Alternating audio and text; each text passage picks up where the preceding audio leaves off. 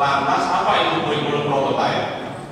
Lalu dampak dari pandemi kemarin, bagaimana cara recovery of learning loss? Nah, itu Bapak Ibu. Dan alhamdulillah telah hadir di tengah-tengah kita narasumber yang luar biasa dan tidak asing bagi kita semua. Kita beri aplaus pada narasumber kita. Beliau Ibu Dr. Haja Amiro Ambarwati, Sarjana Pendidikan, Master of Art. Ya, sudah tidak asing lagi bagi kita. Bahkan ini yang ditunggu oleh kawan-kawan kita. Ya, beliau adalah media suara di Balai Diklat kita yang kita cintai ini, dan tim inti nasional Madrasah Rekon, dan juga tim pengembang kurikulum nasional. Alhamdulillah wa syukurillah. Alhamdulillah ala kulli hal. Bapak Ibu yang sangat saya banggakan, sebuah kebahagiaan dan sekaligus kehormatan tersendiri bagi saya bisa berada dalam sebuah forum yang menghijau dan menguning. Semoga ini bagian dari indikasi semangat Bapak Ibu semuanya untuk senantiasa mengawal dunia pendidikan kita, sehingga ke depan makin hari kualitasnya semakin hebat, semakin bermartabat. Saya mengusulkan tema ini, tema atau judul, silakan Bapak Ibu menyebut. Jadi saya tidak akan membicarakan tentang kurikulum prototipe saja, tapi something important behind kurikulum prototipe begitu. Jadi sesuatu yang boleh jadi mendasari dan menjadi penyebab mengapa muncul kurikulum prototipe. Dan info terbaru di Kementerian Agama, nanti kita bukan latang, tapi kita akan memunculkan sebuah kebijakan yang adaptif, yang responsif, tapi sekaligus kita melihat kondisi yang ada. Agensi di tahun 2019 Bapak Ibu. Saat itu 2019 dia menemukan sebuah fakta-fakta bahwa fakta tersebut kemudian memunculkan sebuah prediksi. Apa itu hasil dari riset datanya? Kemudian dia berhasil membuat prediksi apa? Seperti yang Bapak Ibu persani di layar itu, bahwa kelak tahun 2030 lebih banyak pekerjaan baru yang akan muncul, di mana pekerjaan itu bisa jadi tidak pernah terpikirkan akan muncul, gitu ya. Dan sebagai implikasinya akan muncul sejumlah pekerjaan, nah gitu ya, muncul pekerjaan baru, gitu. Saya tidak tahu apakah itu baru akan terjadi besok 2020, 2030, atau saat ini fenomena itu sudah Bapak Ibu dapatkan. Sudah banyak gitu ya. Contoh saja, misalnya begini, Bapak Ibu kalau tindakan melewati jalan tol, yang jaga gerbang tol siapa sekarang? Gak ada, gitu ya, gak ada. Kalau dulu, wah sampai Bapak Ibu pasti masih ingat kan ada iklan. Nah, langsung nyebut merek gitu loh. Iya, itu diantaranya, gitu ya. Jadi ada pekerjaan yang dulu itu menjadi salah satu profesi, tapi sekarang menjadi tidak penting lagi karena adanya otomasi tadi. Oh, iya. Contoh, kalau kita merasa lapar, apa yang kita lakukan? Ya makan. Mendeknya enggak, apa nyuwun dipendeknya? Ambil sendiri. Kalau sekarang, apakah setiap Bapak Ibu merasa lapar, Bapak Ibu otomatis dan pasti langsung ambil sendiri? Nah, gitu ya. Sekarang itu kita tegel, sing ngeleh awake dhewe merasa karena punya uang, ngomong dhewe kadang aduh. Setelah merasa meminta tolong lalu memberikan jasa.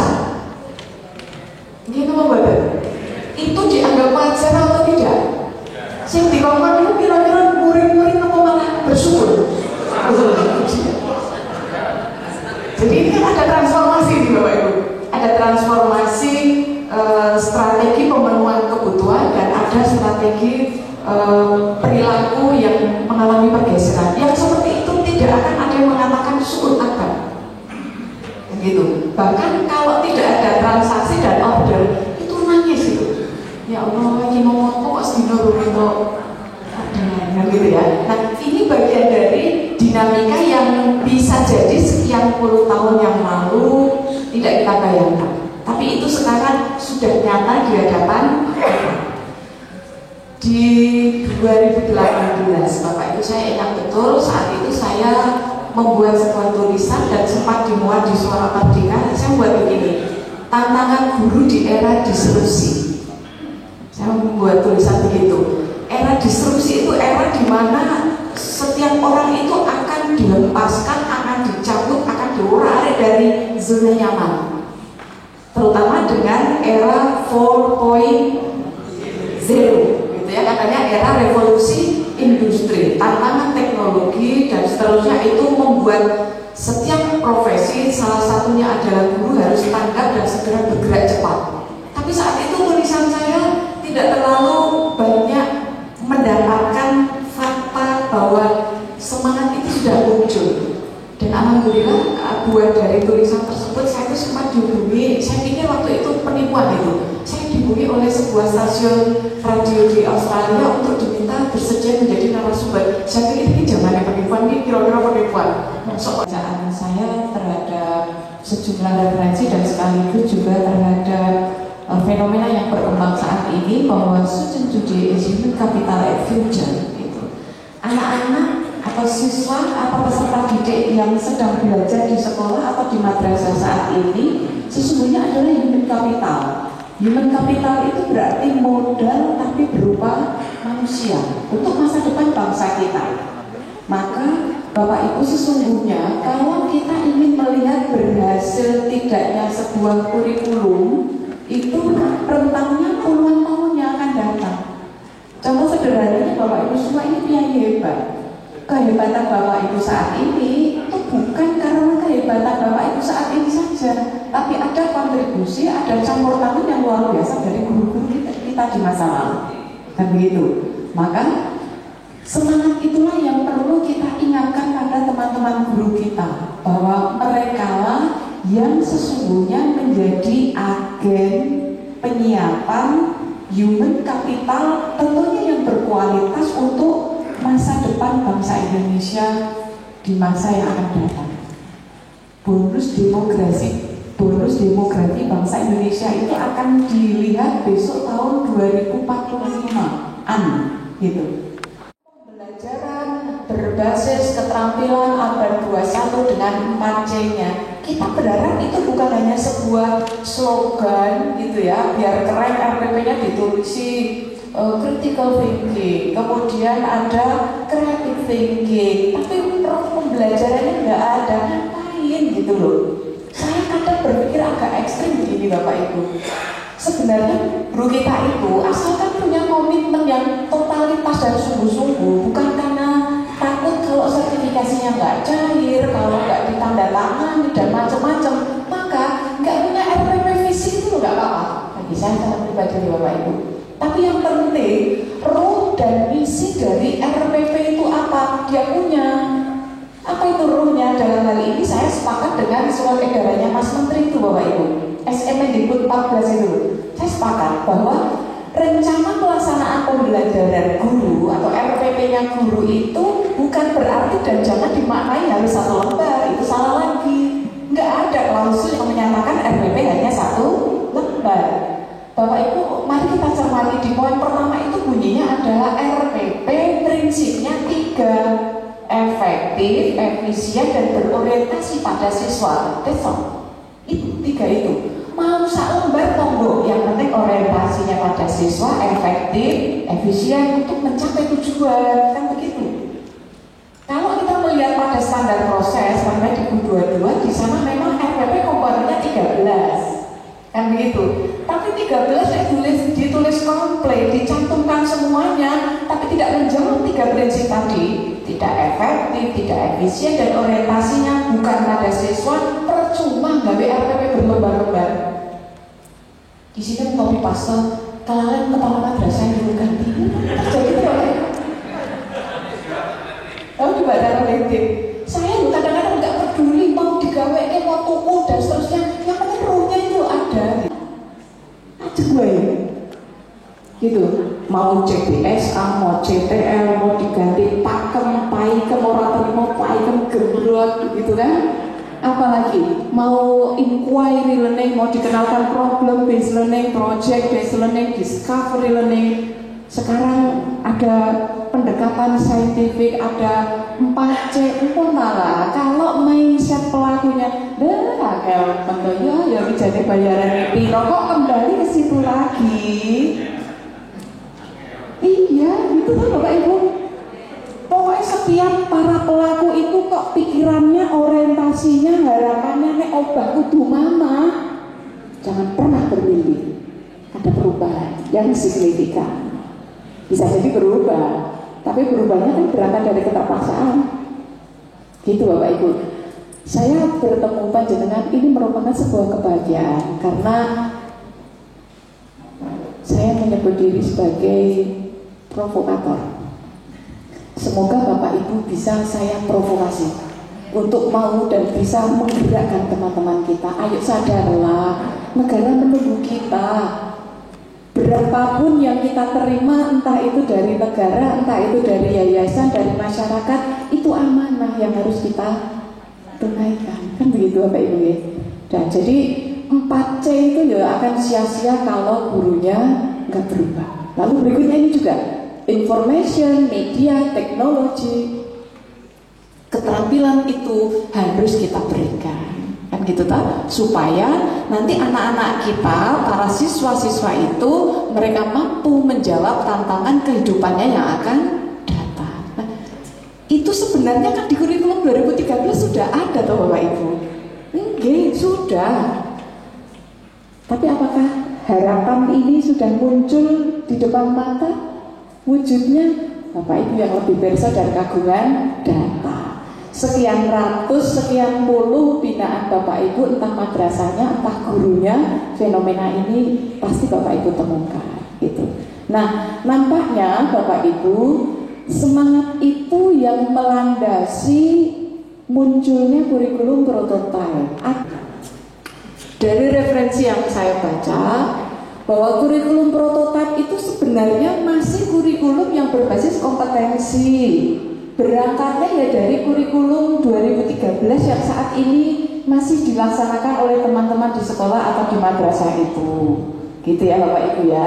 Hanya fokus mengapa digaungkan kurikulum prototipe itu ada sebuah situasi Bapak Ibu, ini loh yang saya beri warna merah ini, untuk mendukung pemulihan pembelajaran. Jadi saat ini ditengarai, ditandai telah terjadi pembelajaran yang loss, learning loss. Dan itu belum sepenuhnya disadari oleh para pihak dan para pelaku dunia pendidikan itu sendiri. Kalau beneran terjadi learning loss, siswanya yang kehilangan kemampuan dan hasil belajarnya, maka tentu ini menjadi persoalan kan untuk menjawab tantangan kehidupan mereka besok. Nah, sebagai pihak yang bertanggung jawab, apakah kita mau diam saja? Tentu jawabannya tidak kan. Nah, maka berangkat dari kesadaran bahwa telah terjadi learning loss tadi, maka dicobalah dicari sebuah pintu atau Bapak Ibu.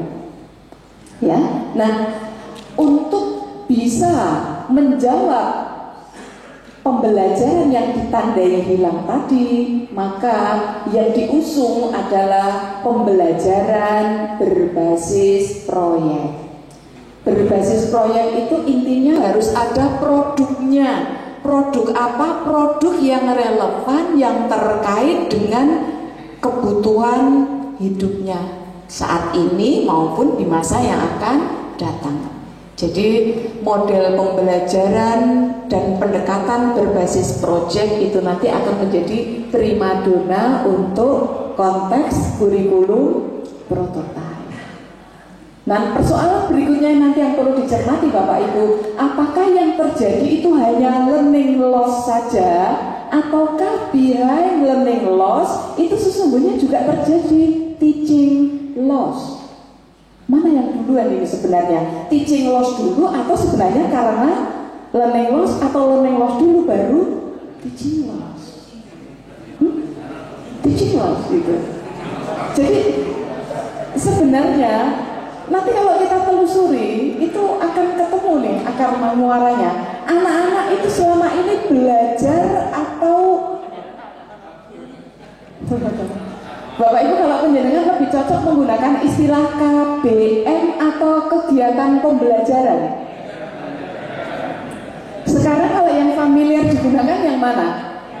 Kegiatan pembelajaran, karena maknanya, ruhnya berbeda dengan KBM. Kalau KBM itu kan kegiatan ajar, tugas siswa.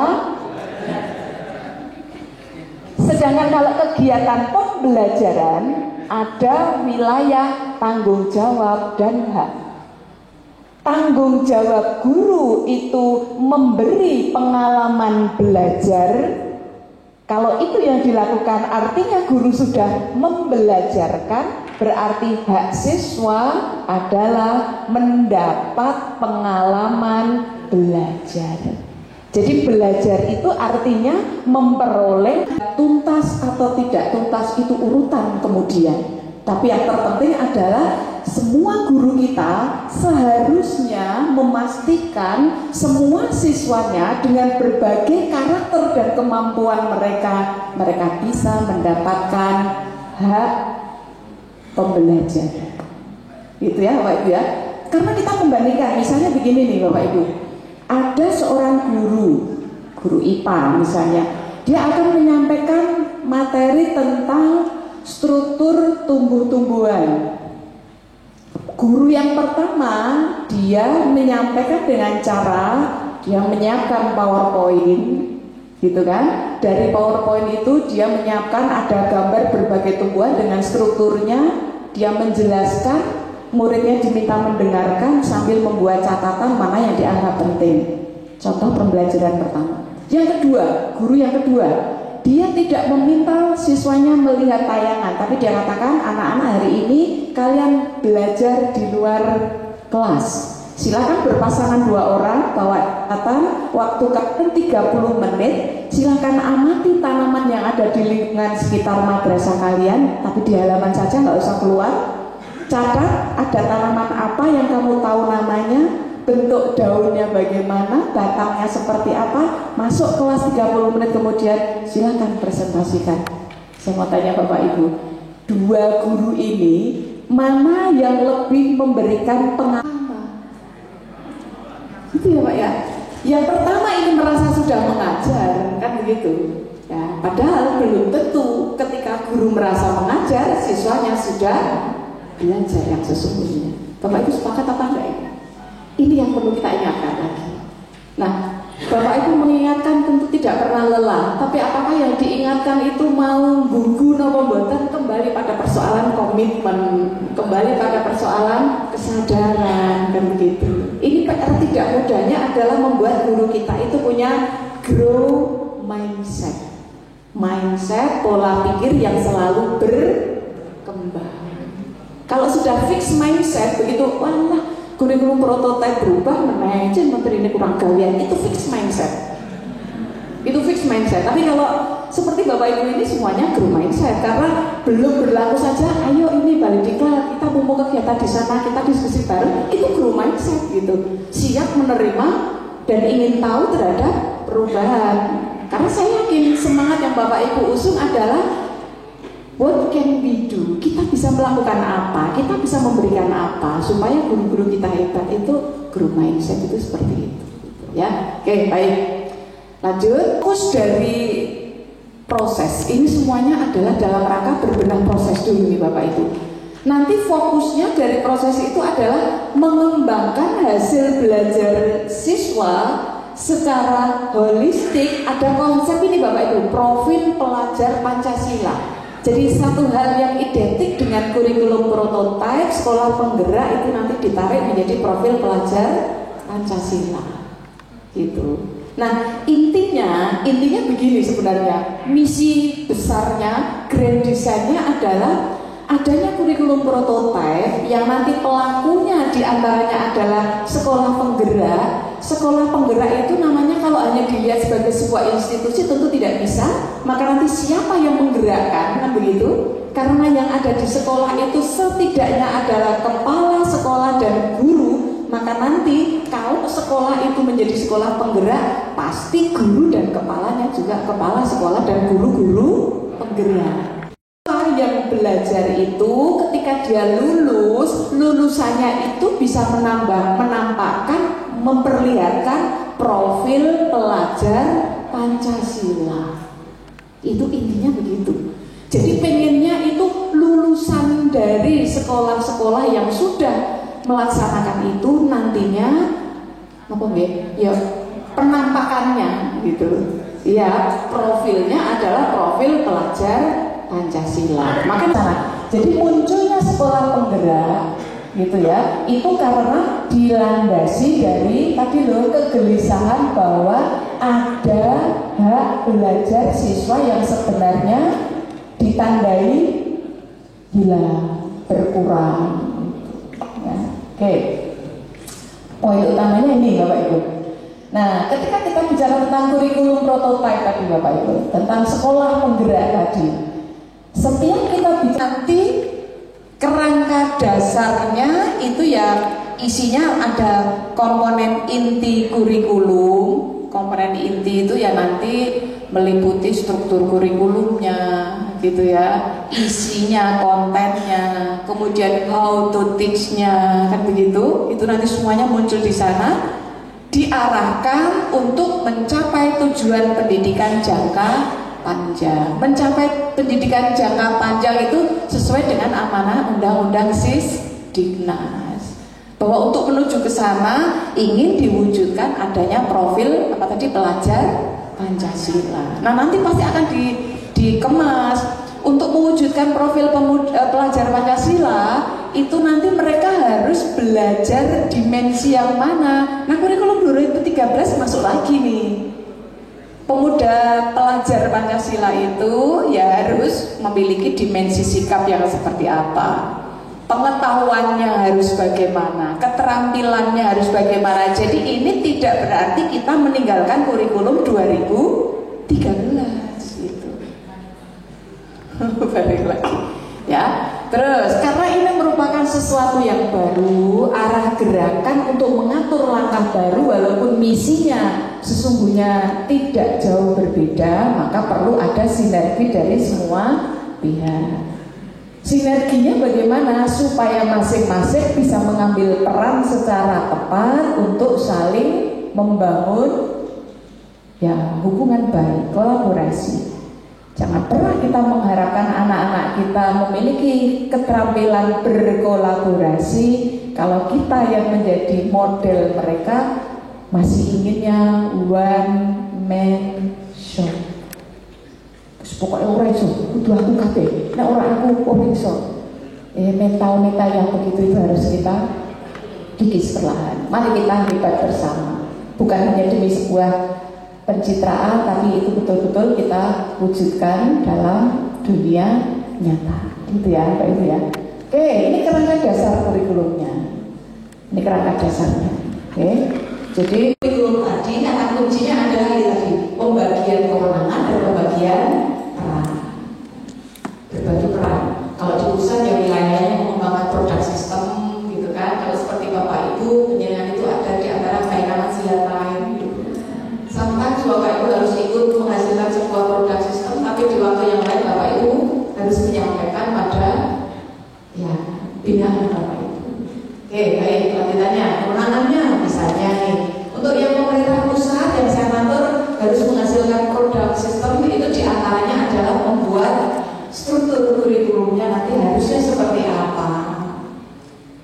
Itu ya. Kemudian seperti apa profil pelajar Pancasila itu, maksudnya yang bagaimana, lalu capaian pembelajaran dari para pelajar yang memiliki profil Pancasila tadi seperti apa capaiannya. Capaian itu di sini maksudnya hasil pembelajaran yang mereka harus capai dengan struktur kurikulum baru, dengan profil yang diharapkan muncul itu nanti meliputi apa saja. Nah maka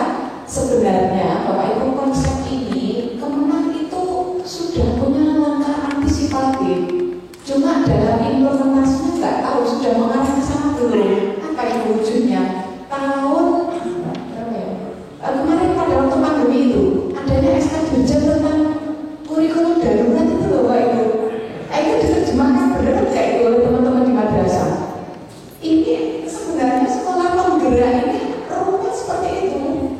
Jadi adanya kurikulum darurat. Kurikulum tadi kata kuncinya adalah tadi pembagian kewenangan dan pembagian peran. Berbagi peran. Kalau di pusat ya wilayahnya mengembangkan produk sistem gitu kan. Kalau seperti Bapak Ibu penjenengan itu ada di antara keinaman silat lain gitu. Sometimes Bapak Ibu harus ikut menghasilkan sebuah produk sistem, tapi di waktu yang lain Bapak Ibu harus menyampaikan pada ya binaan Bapak Ibu. Oke, baik, lanjutannya kewenangannya misalnya nih untuk yang pemerintah pusat yang saya atur harus menghasilkan produk sistem itu diantaranya adalah membuat struktur kurikulumnya nanti harusnya seperti apa. Itu ya. Kemudian seperti apa profil pelajar Pancasila itu? Maksudnya yang bagaimana? Lalu capaian pembelajaran dari para pelajar yang memiliki profil Pancasila tadi seperti apa capaiannya? Capaian itu di sini maksudnya hasil pembelajaran yang mereka harus capai dengan struktur kurikulum baru, dengan profil yang diharapkan muncul itu nanti meliputi apa saja. Nah maka sebenarnya Bapak Ibu konsep ini Kemenang itu sudah punya langkah antisipatif. Cuma dalam implementasinya nggak tahu sudah mengarah ke sana belum. Apa itu wujudnya? Tahun kemarin pada waktu pandemi itu adanya SK Dirjen tentang kurikulum darurat itu loh Pak Ibu. Itu diterjemahkan benar nggak itu oleh teman-teman di madrasah? Ini sebenarnya sekolah penggerak ini rumit seperti itu. Jadi adanya kurikulum darurat. Keterampilan yang harus dimiliki pada mapel-mapel tertentu untuk anak seusia anak MTS itu harus bisa apa minimalnya? Itu sebagai itu Bapak Ibu. Begitupun sikap lulus madrasah, branding sikap yang harus nampak. Ada gurunya, tidak ada gurunya, ada orang tuanya, tidak ada orang tuanya, sendiri atau sedang bareng-bareng, itu sikap mereka standar. Nah, di antara opsi yang ditawarkan apa tadi? Project based learning, pembelajaran yang berbasis proyek. Untuk tahu apakah target atau capaian pembelajaran terwujud, nampak, dimiliki atau belum, maka perlu juga disusun how to assess-nya. Bagaimana mekanisme, strategi, instrumen untuk penilaiannya. Selama ini Bapak Ibu, ketika kita bicara penilaian di Indonesia itu kecenderungannya adalah assessment for achievement, penilaian untuk melihat hasil, penilaian untuk melihat prestasi siswa. Sehingga yang dilihat dan ada dalam mindset guru kita ketika menilai itu pikirannya hanya tuntas, tidak tuntas, lulus, tidak lulus, kan gitu. Karena memang paradigmanya adalah assessment for achievement. Nah, kaitannya dengan kurikulum prototype atau kurikulum kalau digunakan kita sebut kurikulum itu datanya diperoleh dari hasil melakukan assessment diagnostik. Jadi nanti dilihat, maka nanti tentu instrumennya untuk melakukan assessment diagnostik yang sesuai dengan apa yang ingin dihimpun datanya. Kalau ingin melihat sikap siswa saat ini sudahkah seperti yang kita inginkan, ya harus disiapkan instrumen untuk mengetahui profil sikap saat ini, gitu, termasuk bagi yang lain. Nah, inilah semangat diusung oleh recovery learning loss atau learning loss. Ketika terjadi loss, maka perlu ada usaha untuk melakukan recovery. Kebetulan hari Jumat, Sabtu, Ahad kemarin saya di Kabupaten Blora itu berkumpul bersama teman-teman kepala madrasah dan ada kepala SMK juga itu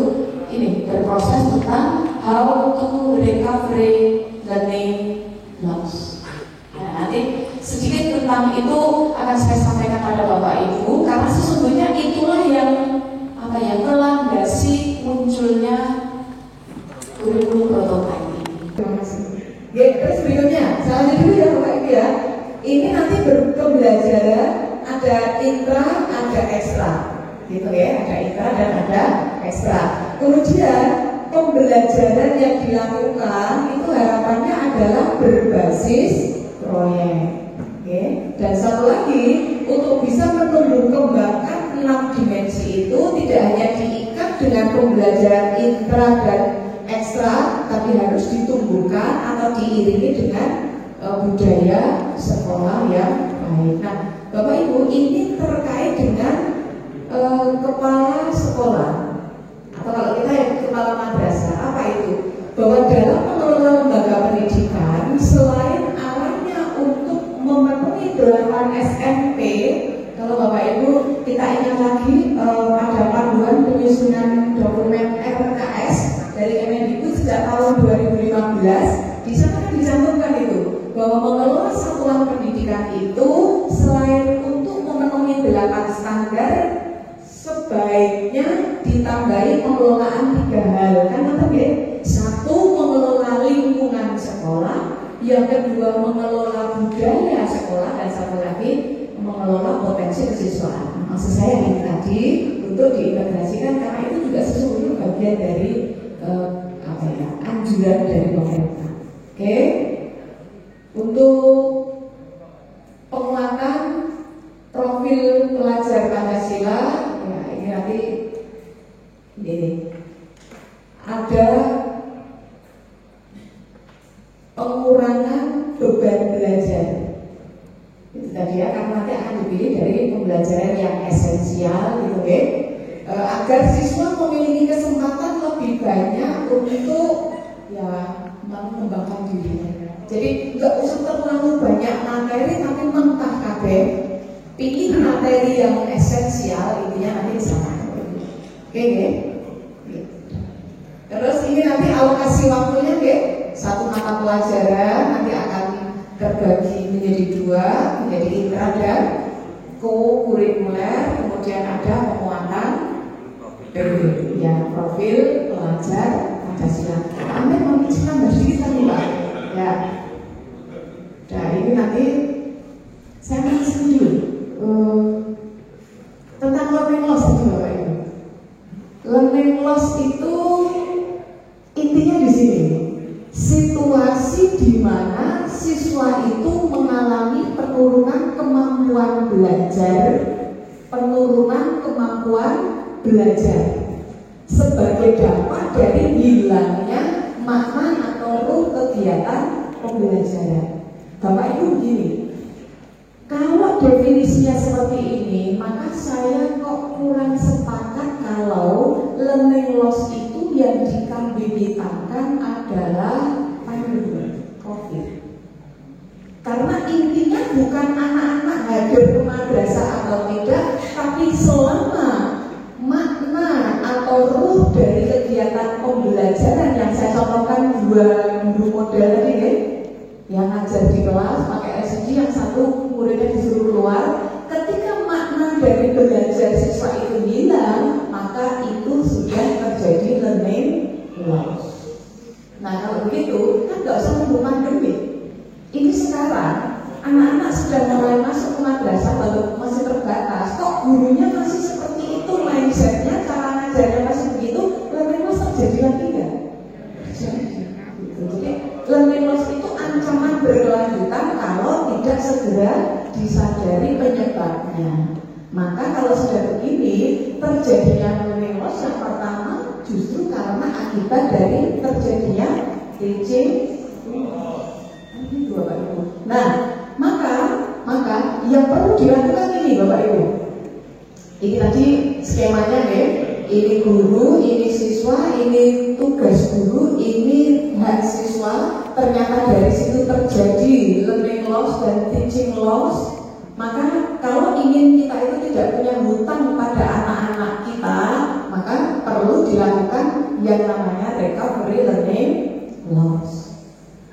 Recovery learning loss itu langkahnya harus diusung oleh semuanya. Semuanya itu siapa? Ya gurunya, ya kepala madrasah,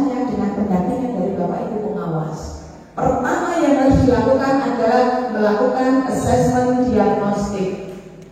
Tadi yang saya matur tadi Bapak Ibu cek selama ini yang seharusnya dikuasai apa, yang belum bagian mana, yang belum itulah sasaran untuk melakukan recovery learning loss. Jadi identifikasi kebutuhannya apa untuk melakukan recovery, cari tahu terjadi learning loss atau tidak. Kalau terjadi yang loss itu bagian yang mana, setelah ketahuan bagian yang mana lossnya, tentukan cara. Misalnya sedang MI ini, tahun 2018 ada anak baru kelas 1 MI, 2019, 2020 pandemi, anak-anak harus belajar di rumah. 2021 dia harus masuk karena sudah 2 tahun, maka dia naik kelas 4. Di rumah dia tidak bisa belajar, terjadi learning loss.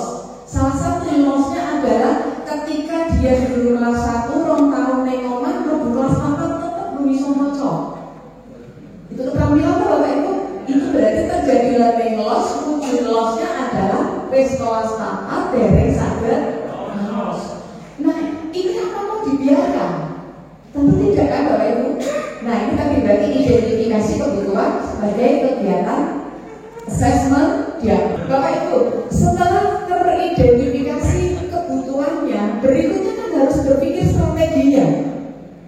Ketika ada anak kelas 4, dia tidak bisa baca, yang bertanggung jawab harus menuntaskan kemampuan membacanya siapa? Itu persoalan menentukan strategi.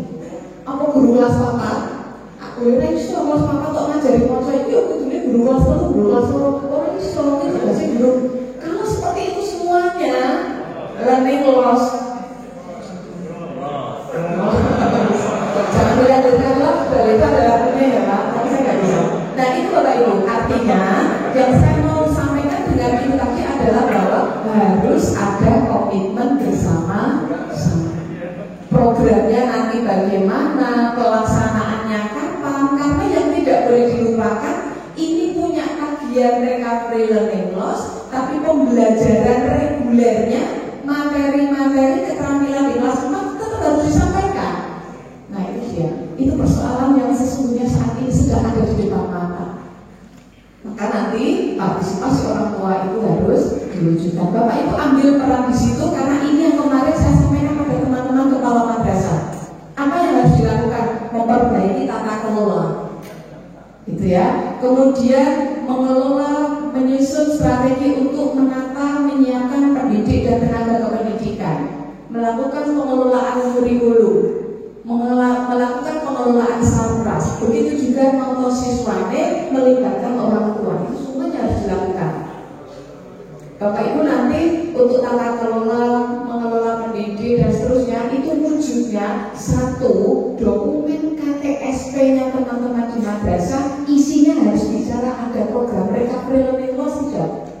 Kalau ada program recovery learning loss, strateginya bagaimana? Apakah dengan cara sinkronus ataukah asinkronus? Seperti ini namanya pertemuan sinkronus. Seandainya saat ini kita misal ada materi dari Pak Kakang Mil misal, tapi karena Pak Kakang Mil sedang sibuk, Bapak Ibu di sini, beliau di kantor, tapi terjadi interaksi, itu juga sinkronus. Bedanya sinkronus kita adalah luring, kalau via Zoom itu sinkronus daring. Intinya sinkronus itu antara guru dengan siswa seketika itu dalam waktu yang sama, walaupun tempatnya beda atau tempat yang sama, terjadi interaksi pembelajaran. Itu salah satu strategi recovery yang bisa dipilih. Yang kedua asinkronus. Asinkronus itu gurunya, siswanya tidak dalam satu waktu dan belajarnya juga tidak harus di waktu yang sama. Gurunya ketika di pandemi itu baru ngirim PowerPoint melalui grup WA, ngirimi soal, kirime esok, muridnya buka bumi, garap bumi, rakyat sing garap bapak ibu itu termasuk pembelajaran asinkronus. Mengapa? Guru tidak saat itu juga berinteraksi dengan siswa. Itu nanti muncul harus dalam dokumen kurikulum. waktunya kapan, berapa jam pelajaran, lingkup materi atau keterampilan dan sikapnya apa, muncul semua di situ. Sarpras ini bukan sarpras untuk kepentingan akreditasi, tapi sarpras pendukung recovery tadi. Madrasah menyediakan apa? Punya apa? Gurunya secara mandiri punya enggak? Di rumah anak-anak ketika belajar mereka didukung oleh wali murid enggak dengan support sarpras? Itu diinventarisir supaya nanti pengelolaannya tepat. Begitu juga ketika nanti dalam pengelolaan siswa, siswa itu bisa belajar kapan? Belajarnya kalau harus pakai HP, wong tuane HP-nya iso disile kapan? Apakah semua anak bisa belajar melalui pengiriman materi via HP? Jangan-jangan punya HP mergo sinyal tetap ora iso kapanpun walaupun wali murid uangnya turah-turah untuk beli seharusnya. Nonton ya Bapak Ibu, Pak Munir mohon maaf kalau saya agak bergutur dan ngeyel gitu ya, dan ini bagian dari ketidakmampuan saya mengelola. Nonton dan mohon maaf kalau memang ada yang perlu didiskusikan.